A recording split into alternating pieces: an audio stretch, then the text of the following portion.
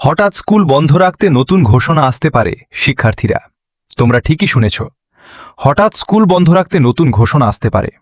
দেখো, হঠাৎ কেন স্কুল বন্ধ রাখা নিয়ে হামের প্রকোপ না কমা পর্যন্ত স্কুল বন্ধ রাখতে হাইকোর্টে রিট করা হয়েছে 2 এপ্রিল। যেটা তোমাদেরকে আমরা আগেও জানিয়েছিলাম যে আইনজীবীরা জানিয়েছিল এটার শুনানি হচ্ছে 20 এপ্রিলে। যেটা বিচারপতিরা নিশ্চিত করেছে যে তোমাদের স্কুল বন্ধ রাখা নিয়ে হামের প্রকোপ বেড়ে যাওয়ায় যে রিটটা করা হয়েছে এটা শুনানি হচ্ছে 20 এপ্রিলে। তো ইতিমধ্যে বর্তমানে দেশ ধরে আবারও নতুন আতঙ্কের নাম সংক্রামক ব্যাধি হাম। সারা দেশে কিন্তু আবার ব্যাপকভাবে এটা ছড়িয়ে পড়েছে, এই ছোঁয়াশ, এই রোগটি। তো স্কুল বন্ধ রাখতে কি কি কারণ হতে পারে?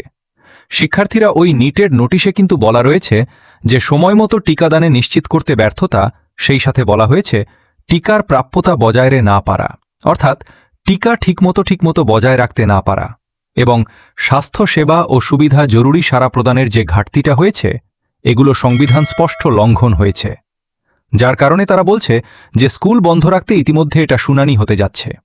শিক্ষার্থীরা সেই সাথে স্কুল বন্ধ রাখানের চূড়ান্ত সিদ্ধান্ত বিষয় নিয়ে হামের প্রকোপ বেড়ে দেওয়া। স্কুল বন্ধ করে তোমাদের অনলাইন ক্লাসের নির্দেশনা চেয়ে রিটের শুনানি করতে চেয়েছে তারা বলেছে, এবং এতে স্কুল বন্ধের নতুন ঘোষণা আসতে পারে। শিক্ষার্থীরা এই বিষয়ে তোমাদের অধিকাংশরাই জানে না, তাই বেশি ভিডিওটা তোমার বন্ধুদের মধ্যে শেয়ার করে দাও।